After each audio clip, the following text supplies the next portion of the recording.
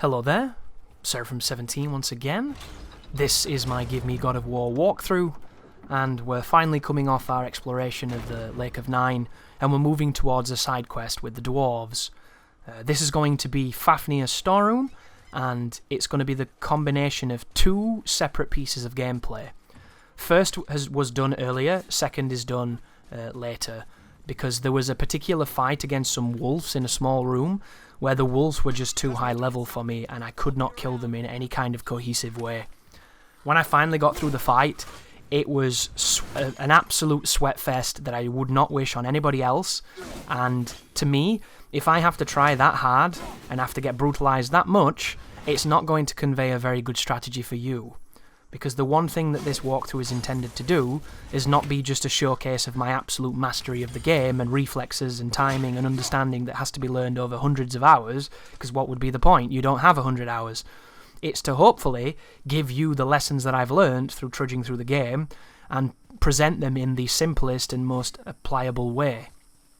That's what any good walkthrough should be, right, in my opinion. So that's what we're going to be doing. And coming back later, when the wolves are nowhere near as strong as they were when I first went in, is a good way of doing that. But before this happens, there is an encounter with a bunch of draugrs who can cast the fireballs at you, and I think one of them might even have powered up legs. But that might be on the way out. So at the moment, we just have a couple of standard draugrs and a projectile artist at the back. There's two of them, in fact, one on the left, one on the right. And as you can hear by the really good audio telegraphing, there are nightmares here. An instance of good telegraphing when it comes to sound in this game, because they make very specific noises. And you'll notice that Atreus doesn't have lightning arrows, because this is not at that point in the game yet. We've not felled the dragon. So I can't chain the lightning, which would be really effective, and I'd love to grab that dude over there and rip him apart, but I can't, because I'm too far away. But if you come and fall down here, you do have a nice little clipping spot to throw the axe and wait for people to come and then execution cleave them. It's really powerful and none of the projectiles can hit you, so it's a good spot down here to be a dirty, filthy, cheesy bastard like I'm being right now. And speaking of not very nice characteristics, YouTube has been really interesting with this walkthrough so far. Every time I put a video up, it gets flagged for, having to go through the is it applicable for ads kind of process. And I'm assuming it's because of the violence. It could also be because I've been cursing quite a lot in this walkthrough and YouTube doesn't like swearing anymore. One of the options I could do is go in and add bleeps, so that if I curse I can just bleep it out, which could be funny because I do like bleeping, I think it's a fun thing. But at the same time, cursing is language, and that's what bugs me the most. Cursing is just like any other language, it's just for some reason people don't like it. There's lots of language I don't like that everyone else uses that YouTube wouldn't flag, but you don't see me having like an aneurysm trying to get it removed from YouTube. So to me, it just seems like 100% suppression of language, and I hate that. I completely despise it. I could understand racism, because that's slightly different, right? Hate speech and racism are different. Cursing like a sailor is just what you do on ships, right? And this is my flagship of video games, so let me curse up a storm. But I understand it, they want to make it more applicable. You don't see curses in advertisements when you watch television, because then you'd actually watch the advertisements rather than waiting for the show to be recorded and then skimming through them, because nobody likes advertisements. But it's just strange. So the other side of it is violence, and of course this game is quite violent, but it's nothing like the old games. The old games were mercilessly violent in the most amazing way. So the videos go up, they immediately get flagged, and then I reverse the flag and say, blah, blah, blah, blah, blah, please check it again, this is not fair, fair use, give me money. And they come back fine, every time, really quickly as well. I don't know what they've changed, YouTube, but I'm glad they have. It seems to be going through really quickly. And they get reversed, and immediately it's up there and it can have ads applied to it, which is great, right? But it begs the question, why does it flag them in the first place if they're okay? It's such a strange algorithm that they use where it's working against themselves to give them more work. And I always wonder, these channels that just upload fucking albums and like full movies and every cutscene in the game, the movie. I always see ads on those videos. What are those people doing that get them past this filter? That my videos that are not trying to be deceptive and don't have any of the things that even count as copyright or you cannot monetize, and yet I get tripped up, and these people with 10 million views with every cutscene from the bloody game, all the volume, all the music, you might have noticed, guys, I have the music off. I played this entire game with no bloody music, and I can tell you, the music makes a big difference. Not only because Mr. Bear has made a fantastic soundtrack, but because music is an important aspect of bringing everything together. It ties everything together, the entire presentation. So you might be sitting here thinking, Chris, where's the music? I turned it fucking off. I turned it off because the music's been flagged. And why is it being flagged? Nobody knows. And you might not appreciate, what does this have to do with God of War and everything, even though it does have to do with God of War, but when I commentate on these videos, guys, because there's a lot of them, there's 38 videos that are like 30 minutes a piece. That is a lot of time to fill with voices, and there's not much to say in these fights except for one of them. Everything else is very, you can watch the video and understand what's expected of you. Like right now, people are going to be in this area, knock them off. Kind of simple, right? Watch what I do, emulate it, you'll be fine. You're a better player at this point. But the music thing is strange, because traditionally on YouTube, and I apologise if you have no interest in YouTube, but, we're on YouTube at the moment, so it's kind of that meta commentary. Video game soundtracks are classed as fair use, because they're in the game itself, and it's a transformative property, and blah blah blah, whatever it is, they've always been kind of governed under fair use, and it's okay to use them. So when I first started my channel, I used to put music that I liked at the beginning on my intros. So if you go back to some of those old videos, you'll see, Machine Head happening in the intros, or Fear Factory, or Between the Buried and Me, some kind of crazy song, and a part of it that I really enjoyed is happening, and it was there to set the tone and set the tempo, and I just love music, and I love those parts of music, and I wanted to share those, and I enjoyed that. But when I became partnered, I couldn't do that because it's a breach of copyright, so that had to change. By the way, this guy is purple. So purple level 5 man means he's going to take a while to beat him. And if you don't throw your axe up there, you don't have any room to move. So this is going to be kind of a slow, meticulous fight. But he has the same moveset pretty much as a lot of the other heavies. He does a triple slam that has an AoE on it. He does a horizontal moving attack that cannot be parried or blocked. And he can transition into slams.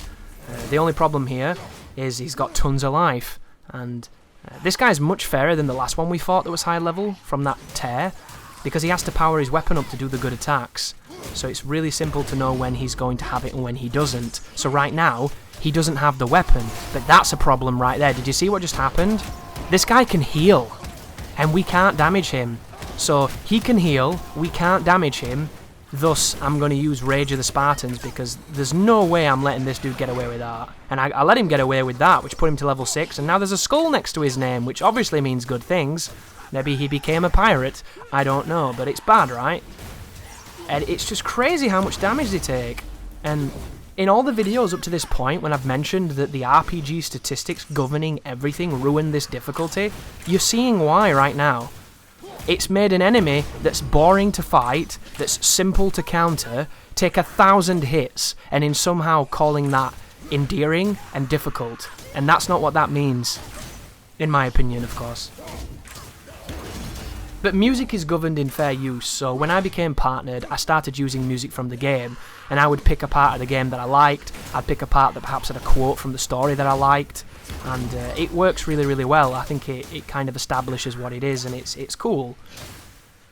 In this game, for some reason, the soundtrack is, it's done by, is it Bear McCreary? He's the person who's done a lot of the TV stuff recently. He did Outlander, which I've been watching recently, and the music that he's done for that TV show is superb. The music for this game is superb.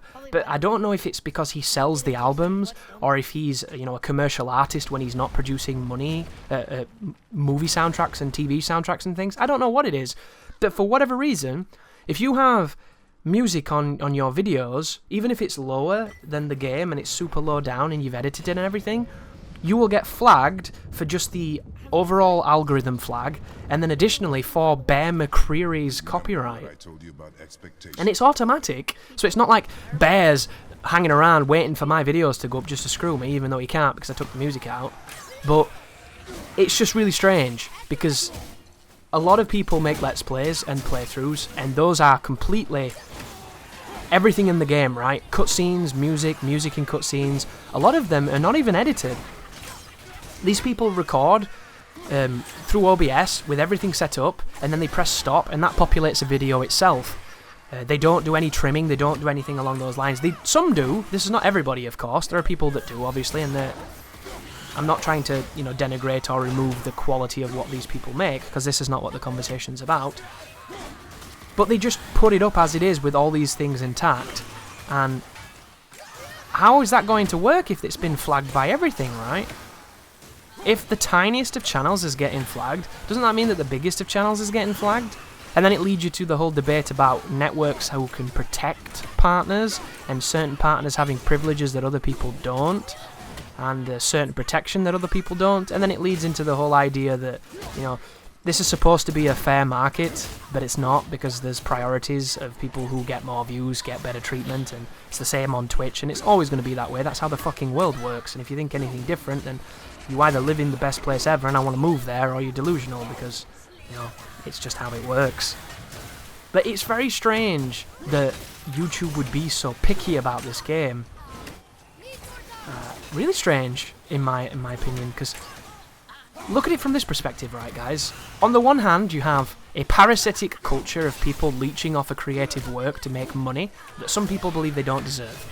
That's what some people think YouTubers are, and streamers, and people like that. Are there people like that? Definitely. Is everybody like that? I don't know. It's one of those interesting conversations. Does it bother me that somebody would think that I'm a parasitic leech? No, not one bit. But that's just because I don't give a fuck what anybody thinks. It's just who I am. People can think what they want. So on the one hand you have that, but on the other side of it, can you think how many YouTubers or how many streamers or how many people that you've watched play, or whatever you want to call these people, how many times you've seen somebody play something you've never heard of, had no interest in previously, and you've gone out and bought it and fell in love? How many times has that happened? I would wager that everybody who's into this quite a lot has had that happen, more than once even, and it's opened their eyes to things they would not normally touch. If that happens to one person who watches and thousands of people watch, millions of people watch, just think what that's doing for those games and those franchises. It's massive marketing. And it's modern marketing as well. It's not game review sites, it's not games magazines, if you remember those things, which I hope you do because they were awesome. It's this immersive culture of people watching people play games and trying them out themselves and getting into things that they wouldn't even know about. So it's massive for pushing the status of a game, and both streamers and YouTubers alike can forge franchises in a lot of ways. Like, look at Battlefront 2 on Twitch. It's dead because everybody who played it and streamed it said it was bad and said it was pay to win, so nobody plays it and streams it. Their opinions, those early adopter opinions, which I'll have you know are all uninformed garbage from terrible players, 100% ruined that game's potential on Twitch. Isn't that crazy that it can be that important? It doesn't matter if the game is good or if the game is bad. It matters what those big streamers say about it. So I find it really fascinating that anybody would try to kind of muffle it, especially with the scores that this game has been getting. Because I could understand if everyone was shitting on it and the developers are like, we don't want these people spreading misinformation because it's unfair. And it is unfair, but it's the way the world works, right? By the way, guys, this is the wolf fight that I couldn't do previously, and then when I finally did it, it was really, really stupidly difficult. When we came back, I could keep them all stun-locked by throwing the axe, and it's the easiest fight on the planet, but I can tell you guys, killing these wolves when they're all fucking purple is a nightmare. Even though they weren't all purple, but 2 of them were, and they killed me instantly with a grab I'd never even seen before. So it's interesting for them to have this kind of reaction on YouTube, this kind of censorship, and it reminds me a lot of Persona. Persona 5 had some really archaic ideas of what could be shown and what couldn't be shown, and it limited that game in many ways, and I really don't understand why they would do that, and I can appreciate that they wanted it so that people didn't spoil the story, even though people were already spoiling the story, because that's what the internet is. If you've ever cared about a TV show or a movie, you've probably had it ruined thanks to the internet, because welcome to how the world works, right? If you don't want to be spoiled by something, you literally have to blind yourself from every possible vice, because you're going to see it at some point. It just works that way. But Persona 5, instead of chastising these channels and telling them that they shouldn't be doing anything, they should have been embracing it. Because how many people loved that game? How many people streamed that game? How many people got people into that game? A lot, right? And all they did by limiting that was send the wrong impression. And it stems, I think, from draconian thinking, old school thinking, a tautological sense of we know what works, we'll continue to do what works, even though it worked 50 years ago and now times are changing. It's different now, right? It's a different world. Everything is different. So limiting it just seems really backwards because all you're doing is hurting your potential market growth. And I haven't done any research into any of this. I'm just a random English guy talking shit on this video while I fight 2 ogres. And this is a really easy fight because the environment's really good. But I bet you could look into statistics that show that the twitching, the YouTubing, all this parasitic behaviour that some people like to call it, has had nothing but good effects on almost everything. As much as people like to criticise it or get jealous of it or be envious of it or whatever you want to say, even if you like it or if you don't like it, there has to be a correlation somewhere that shows that these people have sold more copies of these games than they've hurt. That's all I can think of. So for YouTube's algorithm to be going in so deep, it seems crazy to me, right? But maybe Twitch is way better for that. Maybe Twitch hasn't had any problems, but YouTube most certainly has. And I know this thanks to our friend and philanthropist, Mr. Darkside Phil, who tells people about everything, which is why I know more about his finances than I know about my own, which is a bad thing, because I should know more about my finances, and it's why the hell would anybody tell you that much about their finances? But alas, I digress, as Dark Philiath likes to say. But this fight is essentially about management. It's about understanding what this enemy does, understanding how to dodge it, and understanding how to maintain it. And when you get them down to a certain amount of life, it seems to stun them automatically. You don't have to fill the bar. But you'll generally find, if you wait for the HP threshold to stun them, you will not be able to capitalise that much on them, because every time you use an attack when you're on them, they'll die quite quick, and you'll not have too much time to have fun rodeoing them. But a cool thing about this enemy, as the tooltip describes, is it does not discriminate. So this is a creature that will try and attack you, and it will attack its friends by accident. It will even pick its friends up and try throwing them at you, which is really cool. And there's a couple of nightmares that make this fight a little bit more interesting, but at this moment in time we have the lightning arrows, because we've come back, of course, after the time jump. Just like in One Piece, we're all scarred up and we can do like 5th gear now and everything.